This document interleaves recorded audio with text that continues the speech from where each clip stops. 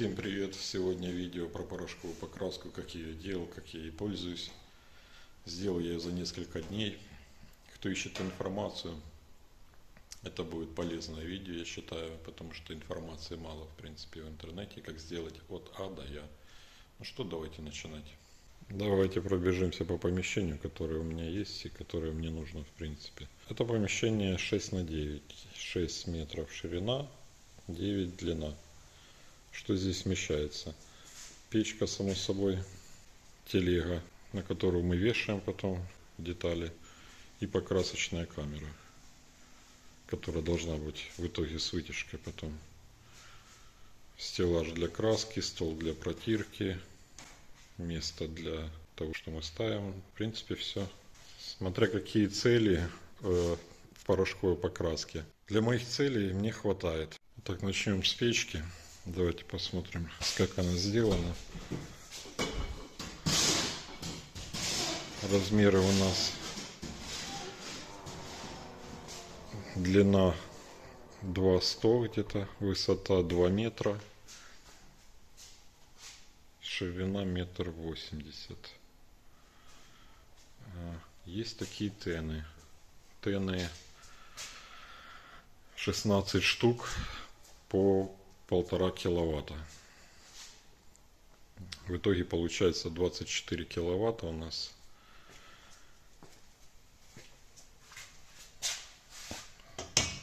Так они у нас болтаются для того, чтобы было у них расширение.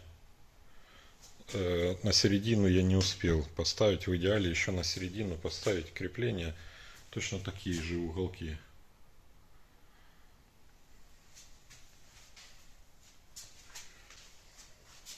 Каркас печки у нас сделан с трубы 50 на 20. Толщина ваты внутри базальтовой тоже 50 миллиметров. Дверь тоже 50 миллиметров толщина. Здесь внутри вата. Обшита листом миллиметровкой. Этого достаточно, температуру держит хорошо. Также здесь присутствует резинка уплотнительная, термостойкая, чтобы держала температуру. Внизу присутствуют направляющие из трубы. Позже я вам расскажу для чего. Так как на телеге у нас ролики и на полу плитка, что очень есть хорошо, у нас здесь не замкнутый круг по каркасу печки. В итоге пришлось засверливаться в пол, привариваться арматурой, чтобы она никуда не делась. Дополнительно закрепился еще так в стену, заземлился. Покажу с другой стороны. Также и с этой стороны укрепился. Здесь в любом случае нужно было укрепляться, так как здесь дверь, чтобы она не провисала. Целый год уже пользуюсь. Не провисает, не затирает. Все хорошо. Ручку сделал с трубы. Здесь заложил под пластину. Здесь такая пластина, приваренная к основанию, с вырезом для ручки. В принципе, так примитивно просто. Кстати, попробую сейчас приложить, если найду фотографии самого каркаса, как он делался. На этом фото вы как раз наблюдаете сам каркас и ребра жесткостью внутри. Вначале немного ошибся, труба не 50-20, а 60 на 30, основной каркас, и дверь толщиной 60. А тут уже начинаю закладывать утеплитель базальт 50, противогорючий. Все кабели на тены идут понаружи. В профиле из-под гипсокартона прикрутил, здесь сверху приложил. И пошло наверх, на ту сторону. На этой стороне, с другой стороны, вот кабель выходит с печки. Это пошло наверх, это пошло на другие тены. Вот наши петли для двери. Что нужно доделать по самой печке мне еще? Мне нужно сделать циркуляцию воздуха внутри, чтобы равномерно распределялась температура, быстрее нагревался металл. Пока сейчас с температурой, в принципе, играюсь немножко, но, в принципе, все работает, все хорошо запекается. Но нужно доделать еще вентиляторы. Давайте пройдемся по ящику. Ящик я нашел такой бэушный в интернете.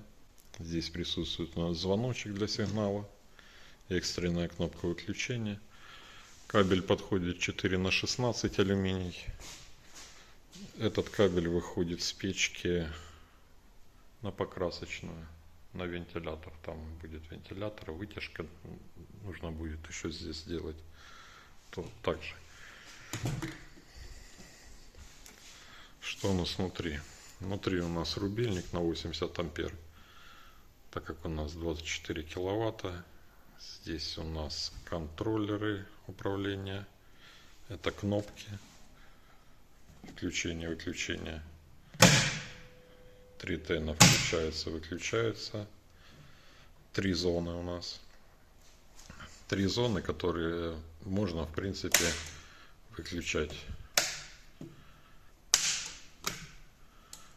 2, 4, 6 тенов это одна зона, с левой стороны 2, 4, 6 это вторая зона. И третья зона 2 тена с этой стороны, 2 тена с этой стороны. Вот у нас получается ближняя зона, слева дальняя, справа дальняя. Температуру показывает, моргает, так как у нас китайские эти контроллеры.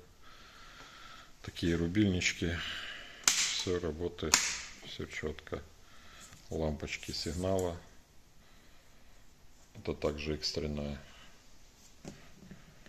Кнопка включения. Кнопка выключения. В принципе, все элементарно просто. Ну, мне уже так кажется, что элементарно просто. Вообще мне подсказывал Александр, товарищ электрик-электроник, мастер на все руки вообще. Он мне говорил, как делать, я его руками, точнее своими руками делал, как он мне говорил. Здесь у нас рубильник, я уже говорил. Здесь у нас сигнал на звонок. Время отсчета, время звонка стоит у нас. Это у нас автомат. Это у нас пускатели. На каждую зону по пускателю. Если это будет одна зона полностью, то просто один пускатель тоже нужен. У меня 3 зоны, 3 пускателя. Заземление обязательно в любом случае. В принципе все. Смотрите еще момент. Рассчитывайте лучше с запасом брать такой кабель 4х16, чтобы хватало. Потому что может не хватить, если тоньше. Как вы видите, ничего в принципе сложного. Да, проводов многовато, но ничего тут такого, если разобраться, ничего сложного нету. Здесь есть настройки. Нужно вводить данные, сколько температуры. 180 градусов нужно 190, к примеру, с запасиком немножко.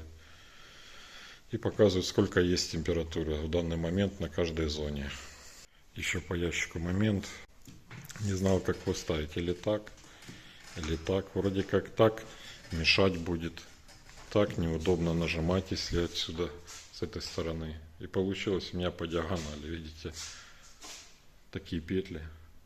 Одна петля точнее. Вот как-то так. Термопары. У нас выходят эти контроллеры с термопарами, конечно же. Термопары идут у нас наверх. Вот одна термопара выходит. Вторая и третья. 3 термопары. И снизу провода выходят на тены. В принципе, по ящику, по печке, в принципе, вроде все. Если какие-то вопросы будут, еще задавать, в принципе, но пытался все рассказать. Да, сейчас чуть-чуть подсниму, на паузу, если что, нажмите, если кому интересно.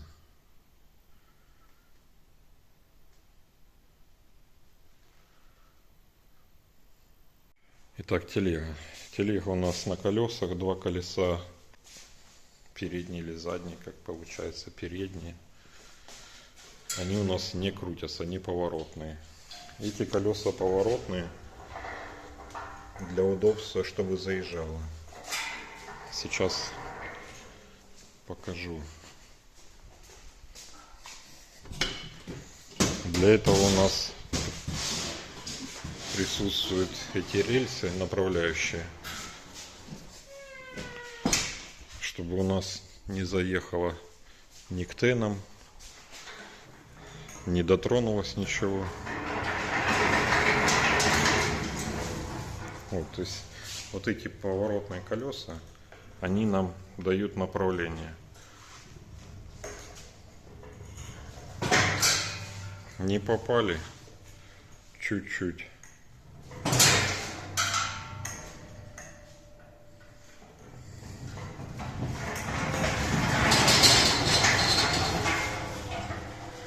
Все, заехали. Там упор у меня приварен тоже, чтобы к самой стенке не дотрагивалось. Так, почему здесь вверху такое расстояние? Изначально я думал сделать ее с рельсами. Здесь наверху, кстати, тоже есть закладные с профиля, чтобы рельсы потом прикрутить. Но пока сделал ее на роликах, так как здесь плитка. Место пока осталось. Расстояние между стенками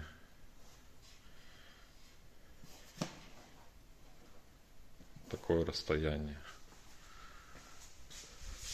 между телегой, чтобы ничего не дотрагивалось, чтобы все хорошо работало. В принципе, по телеге, по печке, в принципе, все. Давайте по красочной немножко пройдемся. По красочной сделал ширину такую, как раз, которая мне для деталей нужна. Вообще, в принципе, мы занимаемся мебелью с металла, опоры, ножки. В принципе, 600 миллиметров, 700 стандартная вылазит сюда. Ширина где-то метр, наверное, где-то так. Вверху ролики. Система такая. Мебельные ролики. Здесь подшипник. С прутка сваренные. Вешалка. Здесь подшипник.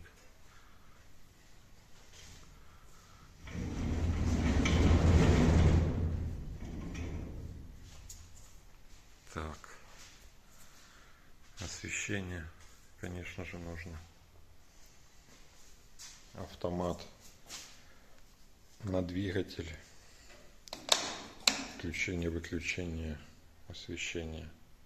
Двигатель на вытяжку, я имею в виду. Циклоны. Циклоны делал сам, так как посмотрел в интернете. Хотел заказать, их нужно 2 штуки с 2 сторон. Просто космос, цена выходит, пришлось сделать самому.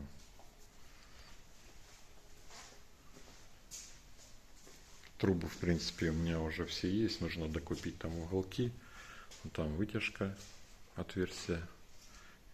Трубы будут канализационные 200-е, идеально подойдет. И еще одну нужно будет сделать на печку. Двигатель с улиткой. Улитка.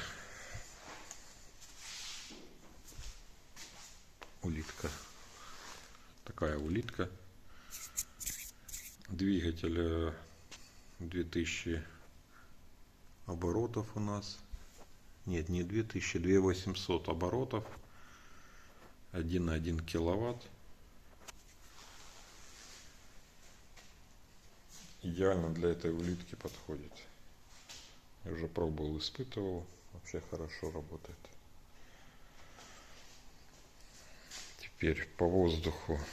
Воздух. Компрессор у нас 50-литровый. Мне хватает для моих покрасок. То есть чисто покраской я не занимаюсь. Мы варим и красим. Хватает. В идеале, конечно, 100 литров. Но 50, в принципе, пока тоже работает. По воздуху обязательно нужно ставить такой у нас влагоотделитель с манометром. Там, где вы как раз подкрутили давление, которое нужно. 2 атмосферы, 1,5, смотря какая краска, смотря какой напылитель. Пистолет такой, бачок, самый дешевый, что есть, в принципе. Триба пистолет, триба покраска. Одевается у нас сюда на шланг и заземляем прищепкой. Ну, пока что как-то так. Прищепка — это заземление. Если красим не в порошковой покрасочной, а красим в телеге, значит на телегу вешаем заземление, чтобы нас пьезо не било в палец или в затылок. Вот с этим пока так. Трибопистолет покупал где-то $100-150. Это одни из дешевых. Обязательно, конечно, средства защиты. Красьте в таких вещах, там где смена фильтров присутствует. Безопасность превыше всего. Без этого никак в порошковой покраске.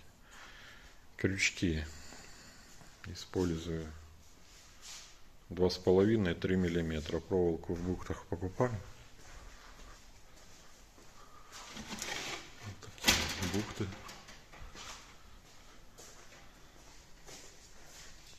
И сгинаем их. Потом чистим, когда много там напыляется. Подвешиваем деталь. Ну, других остальных видео можете посмотреть, как это я в принципе делаю. Тут у меня еще часики такие. Как раз нужно засекать время. Такая шлифмашинка. Когда в принципе идет перекрас, нужно зашлифовывать. Еще момент с освещением. Делайте его больше. Как можно больше освещения. Его всегда не хватает. Стены лучше делать светлые.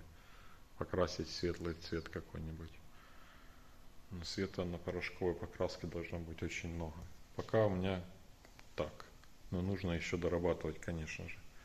Такой стеллаж еще, как обычно, с кучей хлама. Здесь краску я храню. Что нужно, в принципе, еще с подручных средств. Круги шлифовочные нужны. Наждачка иногда нужна шлифовочная. Ведра для краски, чтобы не в пакетиках, вот как у меня валяется там в пакетах, не пойми что. В ведрах самое удобное. Краску использую разную. Вот абсолютно разную, у кого в какой стране, какая есть. Она вся работает, она вся липнет. Ну, единственное, если это не вторичка, а первичка. Первичка самая хорошая идет. Лучше вторичка, если идет какое-то дальнейшее покрытие, можно использовать вторичку. Еще момент, чем протирать. Покупаю протирку производителя красок. Покупаю такой поролон. Можно, в принципе, остатки где-то на фабриках мебели либо заказывать, либо у них там есть обрезки. Все может такое подходить. 30-очка идеальная толщина для протирки. Смачиваем, протираем. Сначала я обычно полугрязной протираю, крупную убрать, а потом уже более чистовое. Чистовое более смачиваю и протираю ее от пыли металлической. От болгарки очень много ее остается. Самое главное вообще, в принципе, как подготовишь, так и будет изделие. Очень сложно с одной стороны, но привычно потом будет подготавливать идеально. Надо хорошо протирать, тогда все получится хорошо. идеальная покраска будет. Еще момент по вытяжке. Вытяжку в первую очередь делайте, потому что без вытяжки будет горе. Вот сейчас у меня вытяжки нету, я тут замучиваюсь просто постоянно подметать. Постоянно, каждый день я подметаю, я каждый день крашу по телеге 2, ну приблизительно. Каждый день подметать, пыль везде, не пыль, а краска везде ложится, просто везде. Особенно если открыто какое-то окно, она идет туда вдаль, в другие комнаты, поэтому вытяжку надо в первую очередь делать. Либо это покрасочная, в покрасочной должна быть вытяжка работать, либо это должно быть, если вы в телеге красите, где-то должно быть здесь вытяжка работать, потому что без нее вообще никак. Это кислород, это пыль везде на электронике, просто везде на деталях. Поэтому она должна быть. Да, еще по этим циклонам же нижние части. Вот нижние части. Тоже сваренные, подготовленные для краски.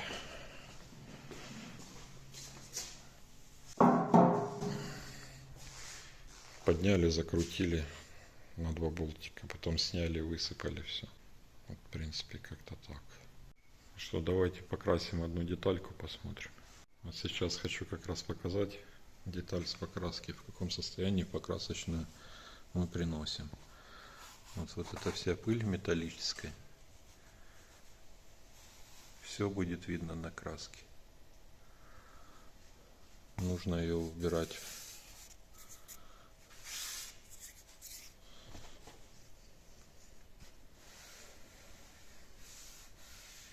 Сначала грязный вытираем, чтобы ничего на ней не было. Швы еще не зачищены, поэтому наждачкой проходим потом. Вот пример, когда постояла деталь 2 недели без краски. Сварили и без покраски.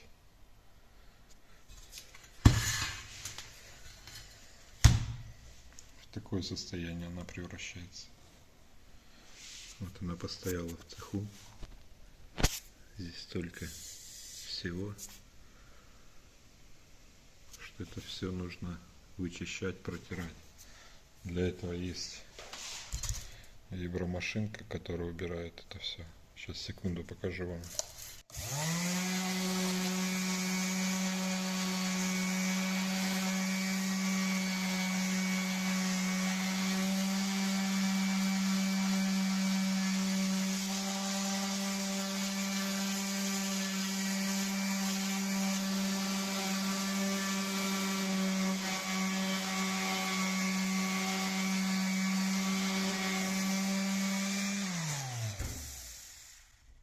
Так это все убирается.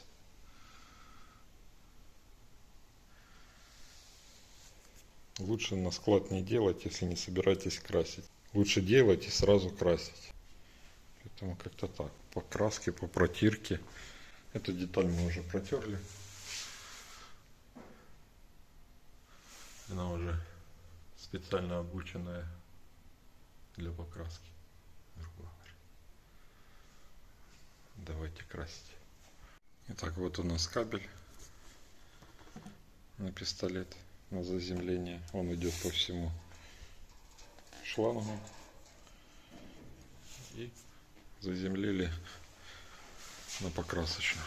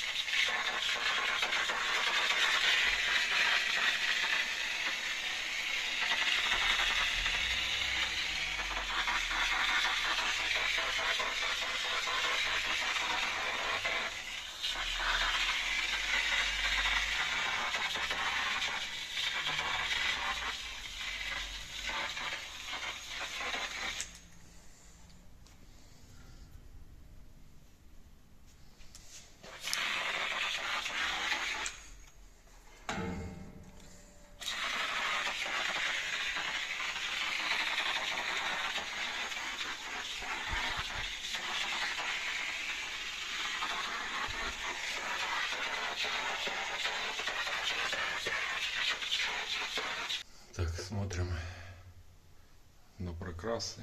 В основном в углах могут быть не прокрасы. Но с опытом потом приходят.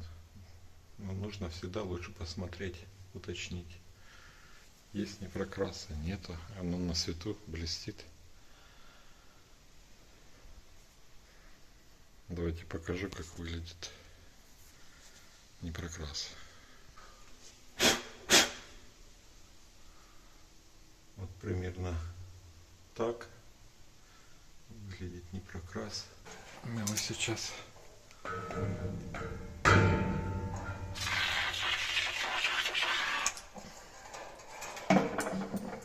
так.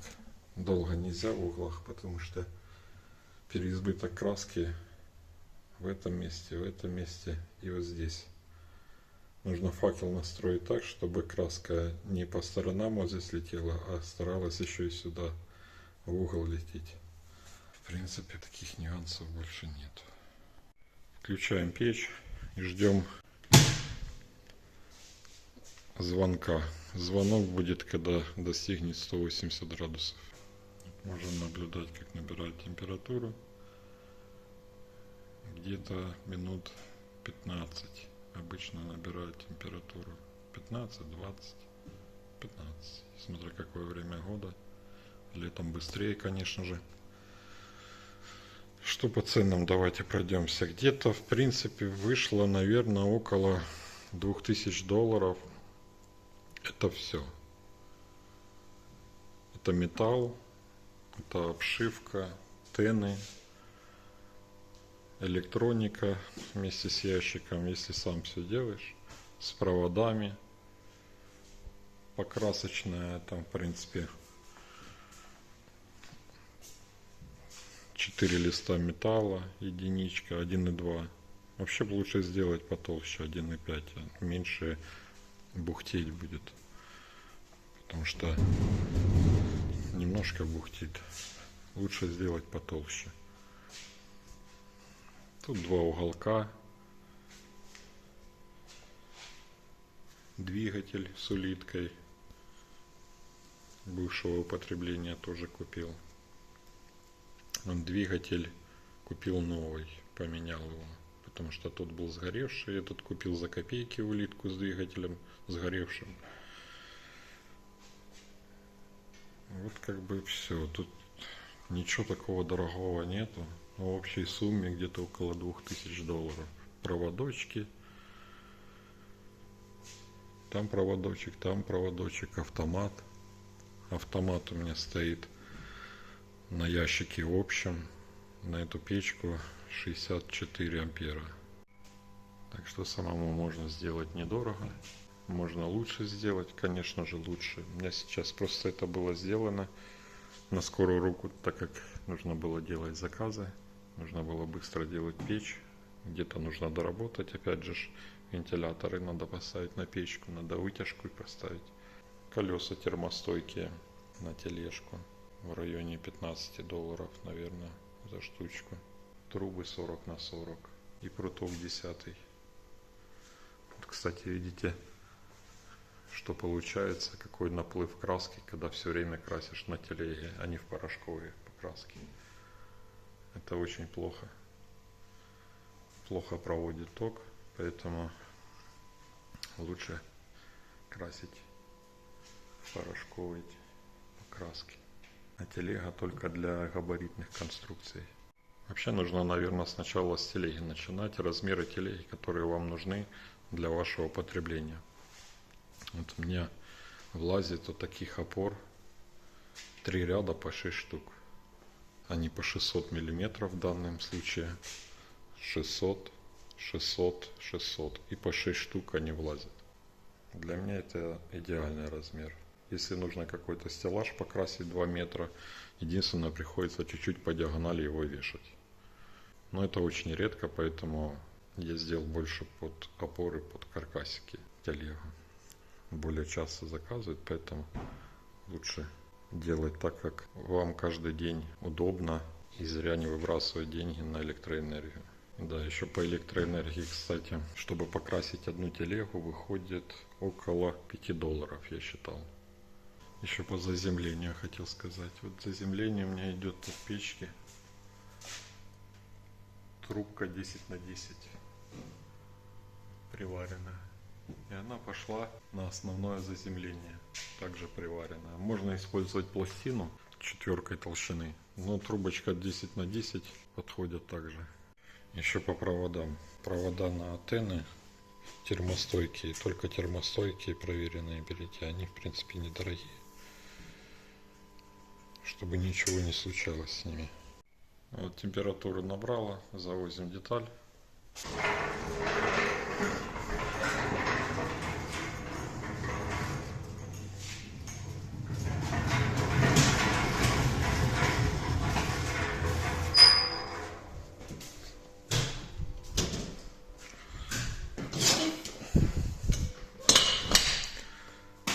Температура, соответственно, немножко упала. Сейчас включился, все тены включились, набирает опять до 180. Ждем звоночка. Ну и, наверное, минут 15 мы где-то ждем, пока прогреется и металл, не только воздух. Вообще минут 10 надо, но для того, чтобы металл прогрелся, надо минут 15-17. В зависимости от загрузки телеги. Либо это одна деталь, либо это полная телега. Если полная телега, значит дольше ждем. Так, вот мы с вами открасили. Получилось вроде хорошо. Это у нас с вами черный бархат. Хорошая популярная краска. Структурная. Видите, такая структура. Даже как будто с блеском. На самом деле она без блеска. Самая такая интересная краска, которая для дома подходит. Не царапается, износостойкая. Так что, ребят, постарался вам снять все самое полезное. Если что-то пропустил, напишите в комментариях, попробую ответить вам. На этом пока все. Всем пока.